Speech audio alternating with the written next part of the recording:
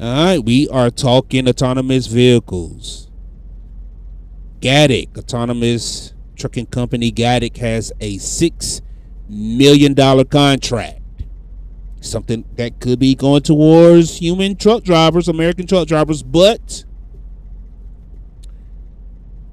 this autonomous trucking company, they have $600 million in contracts that should be going to you guys. Let's check it out. This is real. You have trucks on roads with major customers that are paying you, and therefore you're booking revenues on it. Take it from there and explain the reality. For sure. So, as you know, Gatik is in the business of autonomous freight. And today we are announcing that we are operating fully driverless, freight-only trucks with no safety driver, no safety observer across real freight operations, multiple markets today. It is small though, like 10 trucks right now. 10 trucks today. But by year end? Over hundreds of trucks. But very soon in the coming weeks, we'll have over 60 trucks, fully driverless. All right, in the next few weeks, they're going to have 60 trucks. And they're going to have over hundreds of trucks at the end of the year. On public roads, doing daily commercial operations at scale. All right, check it out. Short haul autonomous trucking. Freight only trips began mid 2025. That was last year. And it's operating in Texas, Arkansas, Arizona, Nebraska, Ontario. Is that Ontario, Canada, or let's just say that's it got to be California, right? But such small areas, right? And they already have $600 million worth of contracts. That should let you know how much money that's really in trucking, right? You know, sometimes we do be a little hyperbolic and say there's no money in trucking. There's money in trucking. You just got to really know how to get it. $600 million worth of contracts in 5 damn states, y'all. 600 million.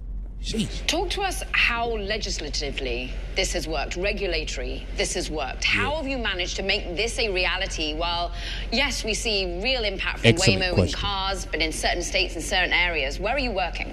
10 trucks on public roads. Let's before he answer that, we got 10 trucks, 26 and 30 foot. They got box trucks, people. They got box trucks. They got the final mile. They're doing final mile stuff. Okay. Over 2,000 hours of driving, 10,000 driverless miles. So, you know, today we are live across multiple markets. This is Texas, Northwest Arkansas, Phoenix. We work very closely with the regulators at the local level, state level, federal level.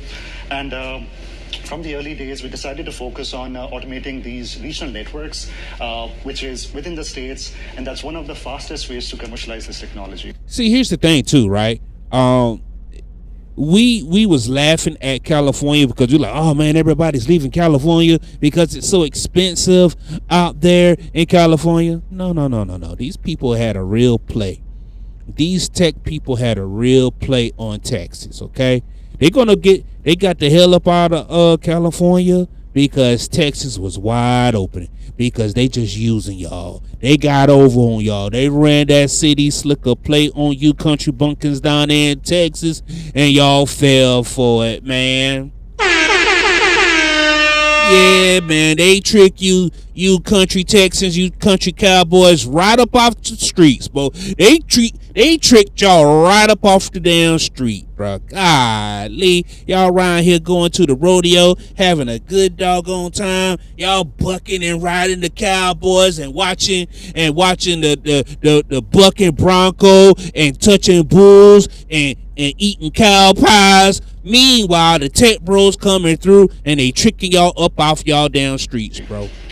Commercializing then Crazy. to where? We've talked about 600 million, just one key customer. Yes. What do you think your revenue run rate is going to look like? So today we are working with some of the largest companies across retail, grocery, e-commerce, and distribution. Right. So each of these customers have made multi-year commitment. What's unique about these commitments is these are non-cancelable commitments where our technology is now being absorbed. All right. We got Kroger, Tyson, Georgia Pacific, and Walmart. All right. They got some big dogs. Man. All right, they got They got 2 groceries. They got a meat producer, and they got a paper product producer. Man, this one right here is interesting. Right here, this paper product producer, because that could be anything. That could be raw goods. That could be finished goods. Man, this one too. Tyson. It could be raw goods. It could be finished goods. It could be processing. That's very, very interesting right there, man. Some of these are some really, really good paying jobs, and they talk about, man, these are the jobs that people don't want. Are you kidding me? People want those jobs. They want an opportunity to get those $600 million contracts. Are you kidding me? When you hear numbers like that, man, this company was awarded $600 million worth of contracts, and they be like, man, this is low paying freight. Why are the American truck drivers being paid so low? You know why? Because they don't care about you. They don't care about you. All right. You know, maybe because you come in unprofessional. You come in with your flip flops on, right? Breath stinking, washing your feet up in the sink, you know, smelling like cow pies, you know. You know what I mean? You ain't bathed and showered in 3-4 days. You know? Just unprofessional. Right? Like, damn, dog. You look like you about to go take a suntan on the beach, bruh. Shoot, it looked like you just got off the boat, man. Where's the professionalism? And these companies, they watch that. These tech bros, they come in all, you know, they got their hair all greased up, gel, fried, dyed, laid to the side, you know. Getting big contracts, rubbing elbows and schmoozing. Meanwhile, American truck drivers out here running for 40 cents a mile, 50 cents a mile, 35 cents a mile. Shit, even if you got hired on at any of these companies right here, man, you're not getting those $600 million worth of contracts. Across their supply chain at scale. Those are the customers that you can name. We're showing them on the screen. Kroger, Tyson. Okay. So he got some more customers in the tuck. I like that. So he got some silent investors. That's interesting. Walmart. People will say, well, if you can't name this one, how real is it? I'm going to put it out there, right? Because we're transparent on this show. The business model is interesting. You don't sell them the trucks. Mm-hmm. What is the business model? So it's an autonomous transportation as a service model. As a service? As a service, yes. Where we charge a fixed fee per truck per year. And each of these commitments are multi-year long. So we have revenue certainty from each of these customers. And that's also very unique compared to some of the other models in our space. You have some peers in industry. Mm-hmm. Do y'all think he's capping? $600 million, that's a big number. And he's saying that it's for multiple years. That's a big number. All right. How many years is that, right? 10 years, 20 years. And they're offering a driver service. Like, hey, we have a driver. It's a lot safer. It's more reliable than human drivers. That's always the selling point, right? It's more reliable and it's more safer, more efficient than a human driver. And it's only going to cost you $600 million over the next, 10 years, 20 years. And we're able to scale up and up. We can get not only 10 trucks, but we could get 20 trucks by the end of the year. One of them is Aurora, right? There are some similarities and differences. Yep. One is that they're public, you're private. Sure. Let's talk about that first. I mean, you've been pretty open that there's a route to the public markets. What would be the motive to do that? So let me start with the fact that we have a lot of respect for all the peers in the space. But what has been our focus from day one is helping our customers move freight from their warehouses to retail stores. All right. We got some partners too. NVIDIA is huge, man. Whenever you start talking about some stock, their stock, I follow some some very smart guys on the internet, and they talked very highly of Nvidia and how well that stock has done. I want to say, is it 5 years or 10 years, but it like tripled and quadrupled, its value, and it's just gonna get bigger and bigger, man, moving into the future, because this is a piece of tech that's almost everywhere. And we already know what Isuzu is. Isuzu is cheap trucks. And Ryder. How about that? And doing that at scale. And with this milestone, we have been able to prove that it's real, it's happening at scale.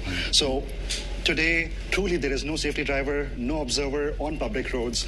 And in our space, no one can make that claim today. Public.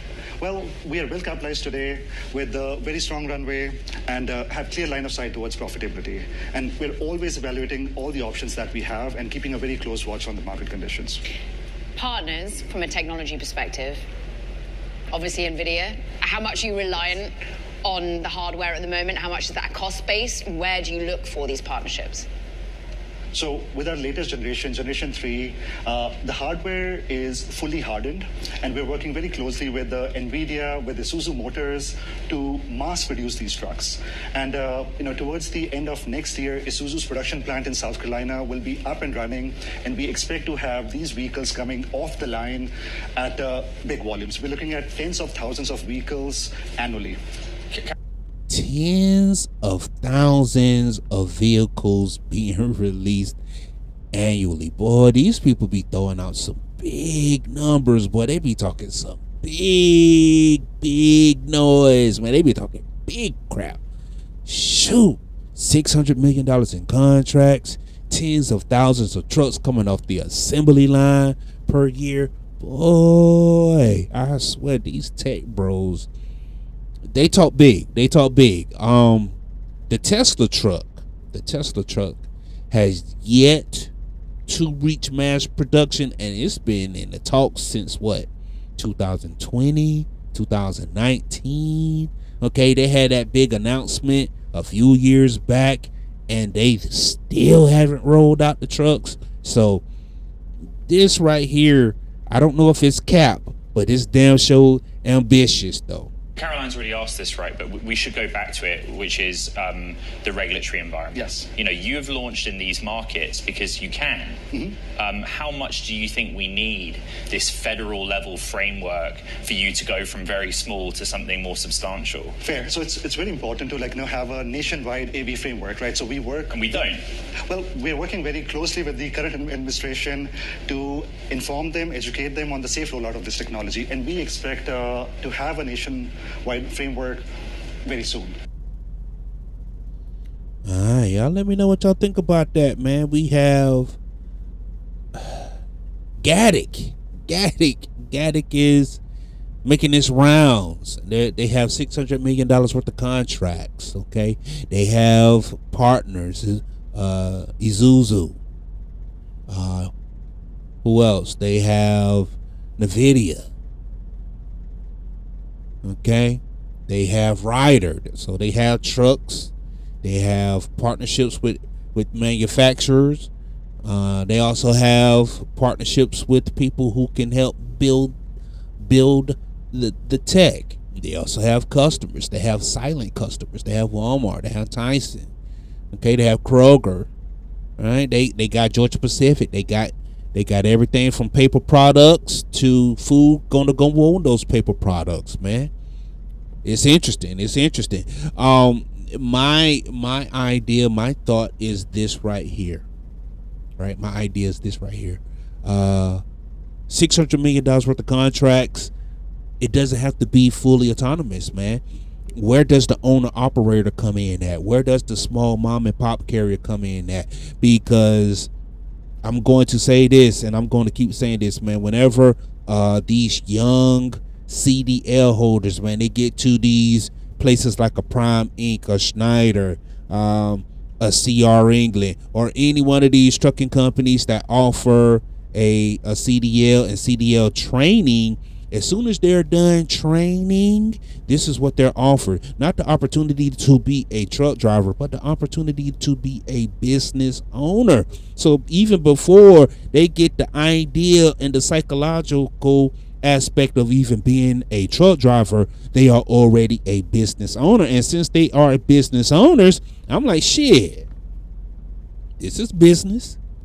$600 million worth of contracts type of business too. Let the mom and pop, let the small operator, let the CDL holder get the opportunity to get some of that $600 million worth of contract, bro. That's a lot of damn money. Y'all let me know what y'all think though. Would y'all invest? Do y'all believe that he's capping, or do he believe that he's telling the truth? I mean, shit, $600 million over a course of a few years. Is he trying to just sell his equipment? Is he just trying to sell his services? Would you buy his services? Hey, you know what? I need that stuff put on my truck. Go ahead and put that NVIDIA right there on the front of my truck, okay? Put it right there, and I'm going to watch it, and I'm going to pay you, okay? I'm going to pay you. Because I got low overhead. I ain't got to compete. I ain't got to compete with a CEO and a president that's making millions of dollars. Shit. Everything that comes into my truck gonna be 100% gravy.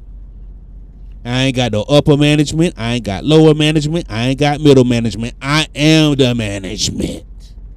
Let me get some of that. What's the price? Send it over here. Shit. Y'all let me know what y'all think. Do y'all feel the same way as me? Am I crazy? Is he crazy? But Gaddick is here. At least they're selling it.